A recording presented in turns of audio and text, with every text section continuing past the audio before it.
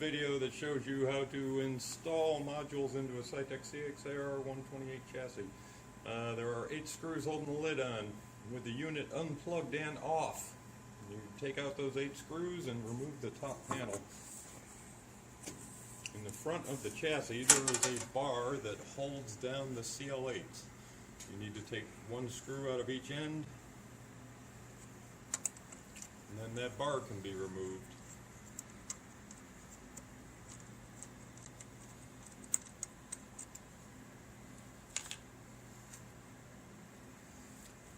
Take your new CL8 and install the ribbon cable. It's an 8-channel module. It'll be a 1-to-1 ribbon cable with a 20-pin header on each end.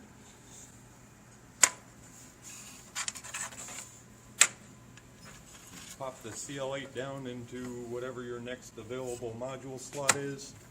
And this being a new chassis, we're putting it in slot 0. The slots on the motherboard are numbered from 0 to 15. Right to left, looking at it from this video's point of view. The 4x1 modules require a ribbon cable with 2 header connectors on one end. One of the header connectors connects to a module driven by 0 through 3. The other one connects to a module driven 4 through 7.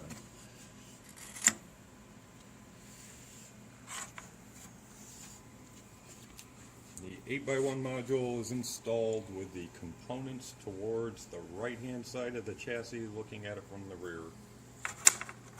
This guarantees that the relays you turn on and off will line up with the rear panel labeling.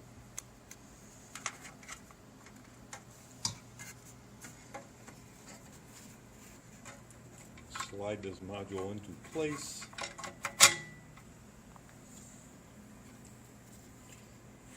Install the star washers, guarantees you get a good ground through the anodized material, and put on the nuts.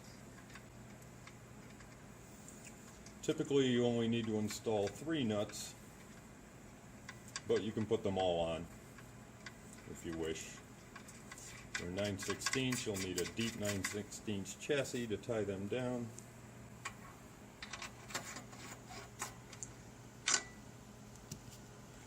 For the purpose of this video, we're only installing 1.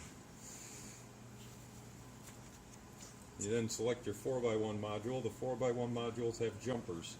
The jumper determines which drives they use. This jumper here shows the jumper configuration for drives 0 through 3. These jumpers here are located for 4 through 7. Typically you want to install the 0 through 3 first.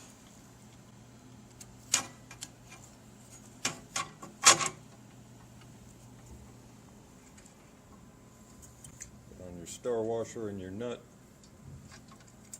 You should probably have at least 2 on the 4x1 modules. If you want to put them all on, that's fine.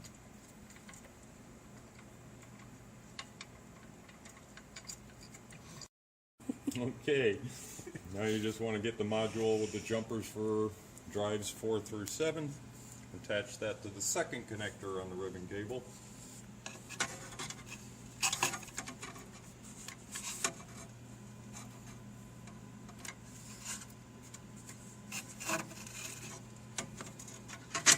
And install that next to the first module.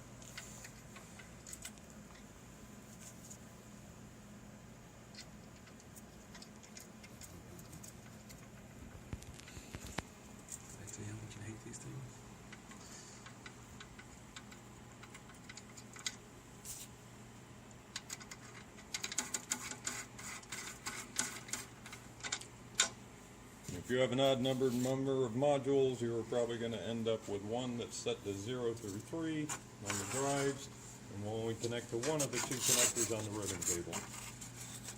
Technically, it doesn't matter which of the connectors you use, it will work on either one. We usually use the one that makes it line up so that you have a spare connector if you need to add another module in the future. That spare connector can just hang loose inside, it won't hurt anything.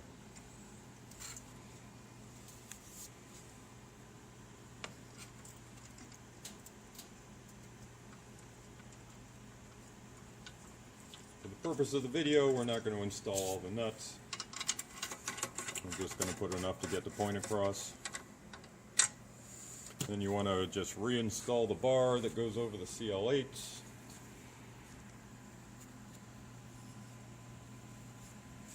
Put the lid back on temporarily, because you really should check these before you put everything back in the rack. Plug the unit back in.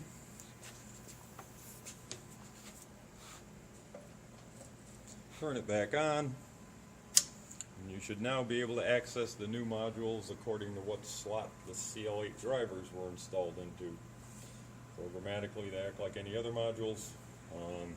It's always a good idea to at least turn them on, make sure the LEDs light on the front panel, take an ohm meter and beep them out just to make sure that they actually are turning on and off. If you have any issues, call Cytec for technical support. Once you know everything's working fine, you can screw everything back down and put it back in the rack.